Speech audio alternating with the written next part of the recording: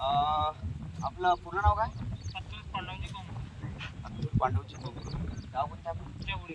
गाव जवळी. तालुका त्यापुढे. तालुका भिवापूर.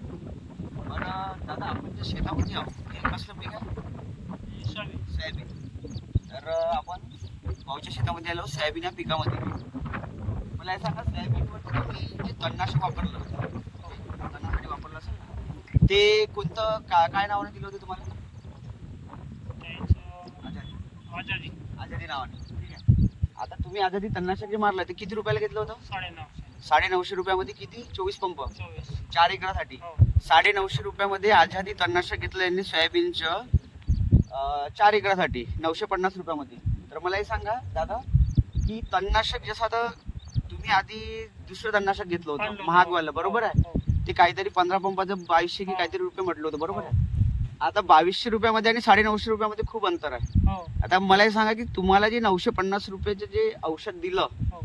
त्याचे तुम्हाला रिझल्ट कसे वाटत हे सांगा. रिझल्ट चांगले आहे. आजादीचे चांगले आहे. हो. जे असं जसं आता खूप शेतकरी म्हणते नागडकिना मरत नाही, कचरा मरत नाही, हे नाही मरत, ते नाही मरत. आणि दिसूनच राहिलं. हा, तर कचरा पूर्ण मेलेला आहे ना, बाकी काही त्रास? बाकी थोडंसं सोयाबीन पिवळं दिसतं ते तर बाकीला वरच्या फवारणी येऊन जाणार. हो.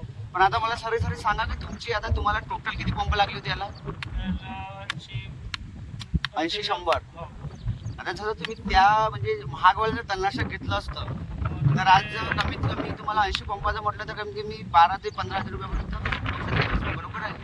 18 रुपयापर्यंत. आता तेच औषध तुम्हाला 100 पंपाचं जे तुम्ही 950 वाला जे मारलं आहे आजादी या नावाचं साई गणेश कृषी केंद्रवाल्यांनी तुम्हाला दिलं, तर त्याचं जर त्याच्यामध्ये तर तुमचे कमीत कमी 10 ते 11 हजार रुपये वाचले ना तणनाशक मागे. म्हणजे ते काय जास्तीत जास्त म्हणजे 100 पंपाचं झालंच काय असणार की 3.5-4 हजार रुपयापर्यंत झालं असणार, बरोबर आहे? तर त्याच्यामध्ये तुमचे 10 हजार रुपये वाचले ना.